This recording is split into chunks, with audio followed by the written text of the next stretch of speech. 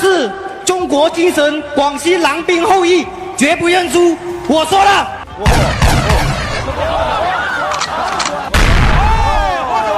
他是拳击擂台上的杀手，也是令人闻风丧胆的 KO 专家。凭借朴实无华的大力摆拳，不管你是日本拳王还是韩国冠军，都难逃被他 KO 的命运。他打法之所以如此凶悍，一方面是拳头够狠，而另一方面是他的体内流淌着纯正的广西狼兵后裔的血液。广西狼兵后裔绝不后退，也坚决不认输。好，双方的比赛马上开始，由来自于广西的狼兵后裔 KO 专家蒙国东打着蓝方选手。我们看这个秃瓢，巴西的 KO 狂魔维克托。对方身经百战35岁，但他的战绩非常的恐怖了80战67胜，其中包括50场 KO。这也说明了他的终结能力很强，重拳很猛，而且对方还有一个外号叫巴西铁头哥据说他的脑袋非常厉害，比武僧一龙还要抗打。这双方碰巧，刚说完话音刚落，有一个重击，太漂亮了！对方也是 KO 高手抵不过蒙国东的重拳。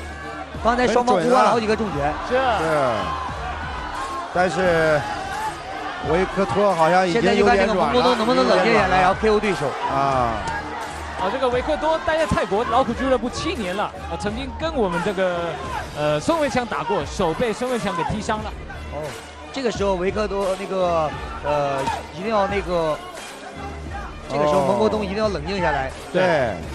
不要大意，不要把这个防守漏下来因为这个维克多我看还有反击能力，是，而且在泰国他是打缠麻的，所以抗击打能力非常强。对，他也对头部的防守，包括整个节奏也都拉下来但是蒙国东给他喘息的机会压得很紧。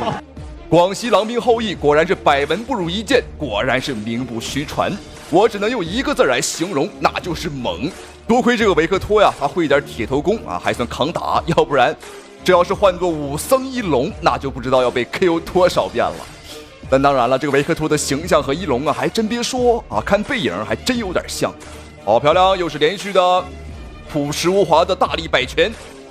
但是维克托呢还是很顽强，很难被打定住他还在跑。很愤怒，但是呢他无可奈何。是。看这个眼神非常蒙国东的这个拳是上下结合是。刚刚也还了蒙国东一拳，然后蓝方的教练叫他一直待在擂台的中央，但是顶不住因为蒙国东的这个攻击力太强了，而且这个蒙国东打得很冷静，是，他一点不急，不慌不忙的找机会。好，现在双方的比赛来到第2个回合，刚刚在第1回合蒙国东的优势已经非常明显了，但是有一个问题就是体能问题。在第1回合实在是打得太猛了因为蒙国东呢想要一口气吃掉对手，但是没吃掉所以说在体能上蒙国东的下滑应该会很明显了。而这个维克托呢虽然说35岁了，但他以前都是打泰拳和缠麻类的比赛，那个体能消耗是非常恐怖的，所以说他的体能储备肯定是非常的好。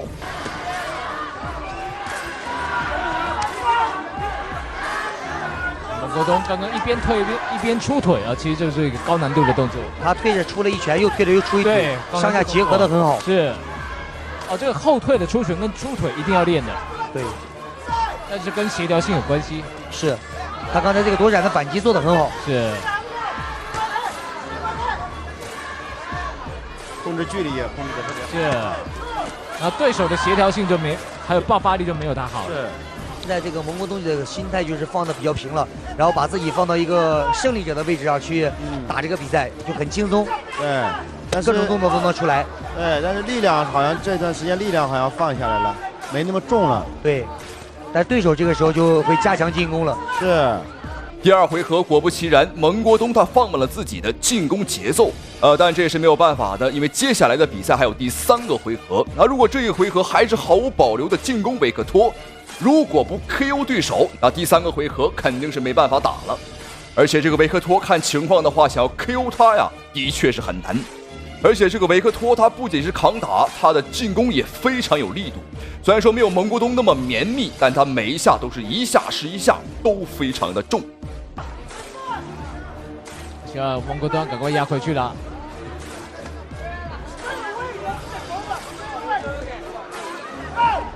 东点打得很准，但是呢，他力量有点下滑。力量下来了，蒙国东的感觉是非常好的，这是非常难得的，拳打得很准，对，很准。然后接下来用什么方法去打到对方？再重新去组织，去调整。这个调整的过程就是一个擂台上的一个天赋，是一个经验，加强进攻了，加强他的力量啊。有时候是看你有没有早熟，因为这个选手都很年轻啊，有时候20几岁，头脑还没有那么的清楚。对。啊，等到头脑清楚的时候，身体打不动，体能又不行了啊，可能要比较早一点练拳啦。有时候太晚练了，已经来不及了。对，是，要早一点练拳。对，很多都是小时候就开始，大概10岁之前就开始练了。是，因为他这应该说是一个。好，现在双方的比赛来到第3个回合，也就是最后一个回合了。刚刚在第2回合，蒙古东是放慢了进攻节奏，估计是缓好了不少的体能，所以说这一回合肯定是毫无保留，拼尽全力。好，明显能感觉到，哦呦，低扫不错，有效果。能明显感觉到现在2个人啊，都把油门踩到了油箱里边啊，踩到底了。或者蒙国东开始加强了这种密度和重击的击打，是因为蒙国东在第1局展示了他绝对的这种击打的能力啊，确实是击打能力很强。有机会 KO 对方就不要留情了，不要留情。不过这个维克托也是毅力也非常强，是，意志力很好，坚持到第3局挨了这么多重击。对，其实在心理素质上啊，打过缠麻的会觉得打拳套好像不是那么痛，比较不会怕。对，他是加上他的身体的这种抗击打，加上意志的能力，心理承受能力强，是撑得下，综合性的一个这样的一个因素。所以说，你看他反击起来。也是，而且在他这个年龄呢，在他这个年龄能打成这样，我感觉很不错了。对，能坚持到这种程度。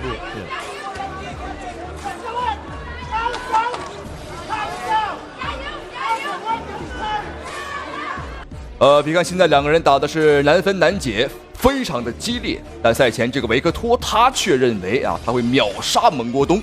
蒙国东只不过是他称霸中国拳坛的一颗垫脚石。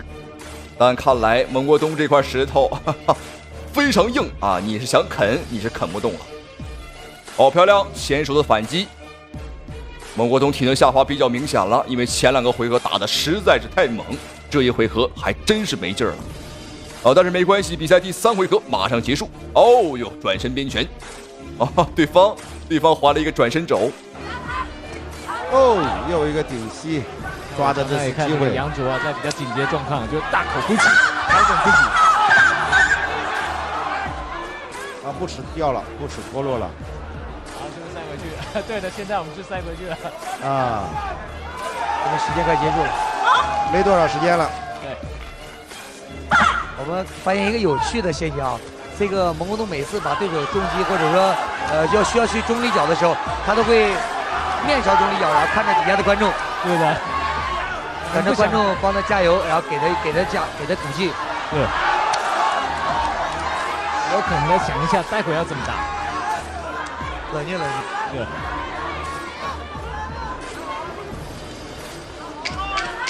最后10秒，现在2个人都开始用这种体能下降，用这种小的点拳，在控制对方的距离，打点。